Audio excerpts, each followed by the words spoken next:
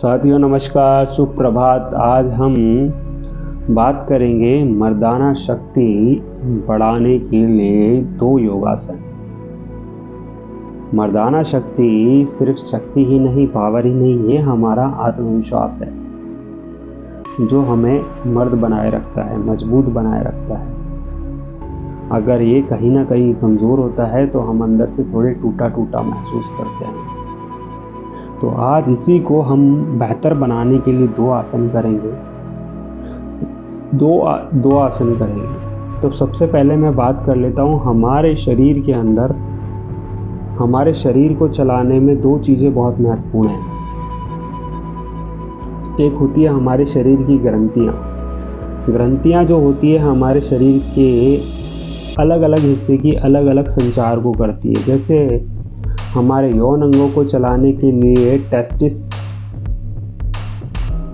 Prostate, ऊपर seminal whistle, 3 से 4-5 ग्रंथियां हैं जो हमारे रिप्रोडक्टिव सिस्टम को चलाती है। फिर वहीं कहीं ना कहीं हमारी ग्रंथियों का, हमारे शरीर का आपस में कनेक्शन होता है।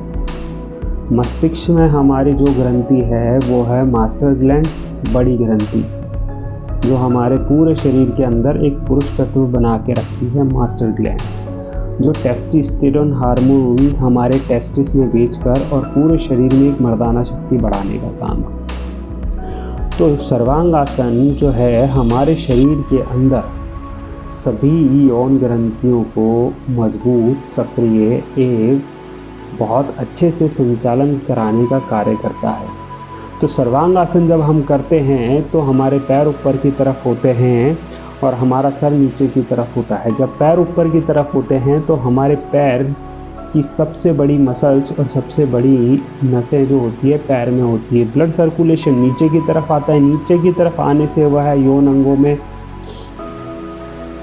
यौन अंगों की तरफ बढ़ता है। यौन अंगों के अंदर जितनी भी ग्रंथियां हैं दृढ़ एवं मजबूत बनती है।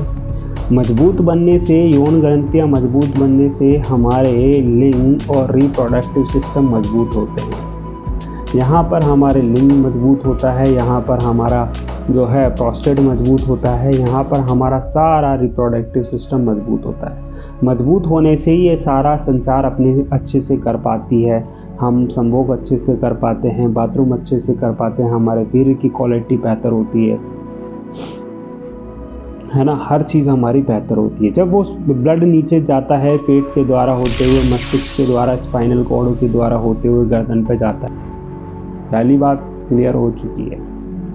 अब दूसरी बात कर लेते हैं हम हलासन। हलासन जब हम करते हैं, हलासन करते हैं तो हमारे शरीर की जितनी भी नसें होती है वो मजबूत होती है, उनमें लचक पैदा होती है, मुलायम होती है, सॉफ्ट होती है, आराम से खुल पाती है, ब्लड सर्कुलेशन आराम से हो पाता है, दिक्कत नहीं होती है। तो हलासन जो है नसों के लिए है और सर्वांगासन है जो हमारी ग्रंथियों के लिए, शरीर की सभी ग्रंथियों के लिए। तो हलासन जब करते हैं तो हमारी नसें मजबूत होती है। नसें मजबूत होने से क्या होता है, हमारी जब यौन इच्छा होती है, हमारी अपने साथी के साथ संभोग करने की इच्छा होती है, तो हमारा दिमाग जो है संदेश देता है, हमारा जो दिमाग है वो संदेश देता है कि रक्त को संदेश देता है कि आप लिंग की तरफ जाओ। जब हमारा रक्त लिंग की तरफ आता है तो लिंग में रक्त बढ़ने से लिंग का आकार बड़ा हो जाता है और वो फूल जाता है। जो उसके अंदर टिश्यूज होते हैं, स्पंजी टिश्यूज होते हैं, वो फूल जाते हैं। और जब लिंग में रक्त भर जाता है, टिश्यूज फूल जाते हैं, तो लिंग का आकार बड़ा हो जाता है, मोटा हो जाता है, लंबा हो जाता है और पीछे से नली सिकुड़ जाती है, जिससे कि उसके अंदर तनाव बना रहे और वह अपने संभोग शक्ति को अच्छे से कर पाए, आनंद ले पाए उस चीज़ का। और कुछ ही देर में वो नस वापस पीछे से खुल जाती है और सारा, जब आप वीर्य का रसखलन हो जाता है फिर वो नस खुल जाती है और वो वापस से लिंग जो है धीरे धीरे नॉर्मल हो जाता है। तो नसों का और यौन ग्रंथियों का हमारे शरीर में बहुत ज़्यादा महत्व है। तो इतनी हो गई बात। अब शुरू करते हैं सबसे पहले सर्वांगासन। सर्वांगासन कैसे करना है आपको? तो करना क्या है,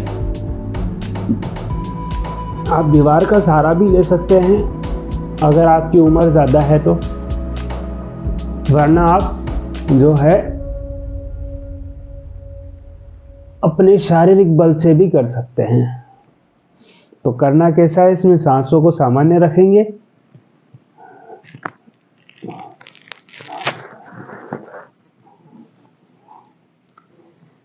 काउंट करेंगे 1 2 3 4 5 6 7 8 9 10 11 12 13 14 15 16 17 18 19 20 21 22 23 24 25 26 27 28 29 30। धीरे धीरे आएंगे, धीरे धीरे आएंगे। सर्वांगासन किया हमने।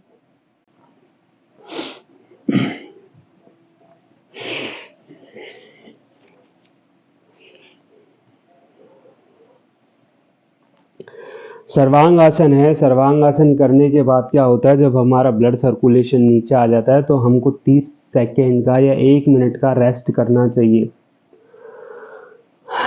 पैर को लंबे कर लें, आराम से रेस्ट करें। और ये जो आसन है ब्लड प्रेशर वाले ना करें, उच्च रक्तचाप वाले ना करें, बस ध्यान दें। और जिनकी कमर में दर्द हो वो ना करें, गर्भवती महिला हो वो भी ना करें। तो ये आसन आप इस तरीके से कर सकते हैं। इस आसन को जो है आप 4 से 5 बार दोहरा सकते हैं। और शुरू में दोहराने के बाद आपको हर एक आसन करने के बाद कम से कम 30 सेकेंड का और ज़्यादा से ज़्यादा 1 मिनट का जो है आप रेस्ट करेंगे। जब आप रेस्ट करेंगे तो आपका जो ब्लड सर्कुलेशन है वापस बैलेंस में आ जाएगा। समझ गए आप? ये आसन किस लिए बताया था मैंने आपको? ये आसन बताया था मैंने, इससे सभी शरीर की ग्रंथियां होती है हमारी, वो मजबूत होती है। हमारी पैरों की नसें, बड़ी नसें जो होती है हमारे पूरे शरीर में रक्त को अच्छे से भेजती है। हमारी मसल्स के लिए, हमारे रिप्रोडक्टिव सिस्टम के लिए बहुत ज़्यादा लाभकारी है ना। अब हम चलते हैं आगे और करते हैं हलासन। हलासन कैसे करना है?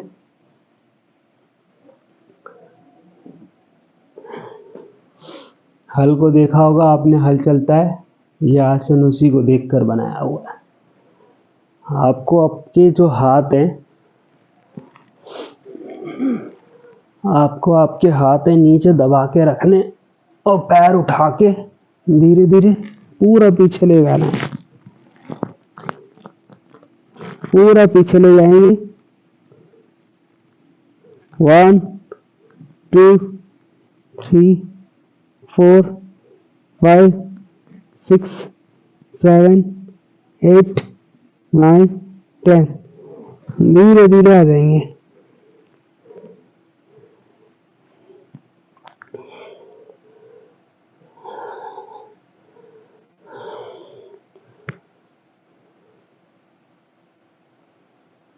बीस से 30 सेकेंड का रेस्ट। 1 2 3 4 5 6 7 8 9 10 11 12 13 14 15 16 17 18 19 20। 20 से 30 सेकेंड का रेस्ट जो है आप हलासन में करें। और 30 सेकेंड का, और आप 30 सेकेंड से 1 मिनट तक का रेस्ट आप जो है अपनी एज के अनुसार बढ़ा लें थोड़ा सा, है ना। अब देखिए हलासन से क्या होता है, नसें मजबूत होती है। दोनों आसन जो है हमारे दिल की तरफ मूवमेंट करते हैं। तो आपको दोनों आसन, अगर उच्च रक्तचाप हो तो नहीं करना है। दोनों आसन नहीं करने हैं उच्च रक्तचाप में। आपके कमर में तकलीफ हो तो नहीं करने हैं दोनों आसन। आपके गर्दन में तकलीफ हो तो नहीं करने हैं दोनों आसन, आपको ये समझना पड़ेगा। ठीक है, दोनों आसन बहुत बेहतरीन आसन है, इन्हें आप करिए, अभ्यास करिए। योग जादू तो है नहीं कि आपने किया और आपका सही होने लग गया, ऐसा नहीं है। आपको आपके खान पान में बदलाव करना पड़ेगा, नियमित रूप से योग करना पड़ेगा, अपने विचारों को शुद्ध रखना पड़ेगा और आपको जो है अभ्यास लगातार करना पड़ेगा। जब जाके आप जो है धीरे धीरे अपने शरीर को स्वस्थ कर पाएंगे। अब ये दोनों आसन, चाहे आपकी प्रोस्टेट ग्रंथि हो या मूत्र की समस्या हो या फिर आपकी लिंग में नसों का इरेक्शन नहीं हो पाता, उसके लिए हो, दोनों के लिए बहुत बेहतरीन योगासन है। आप इसको करें 5 बार, 4 से 5 बार करें। जब आपको अच्छा अभ्यास हो जाए तो आप जो है 8 से 10 बार कर सकते हैं। और जो युवा लोग हैं वो कर सकते हैं और जो थोड़े उम्र के हैं वो आराम से कर सकते हैं। वीडियो बहुत अच्छा है, जानकारी अच्छी है, योग को अपनी लाइफ में ज़रूर शामिल करें।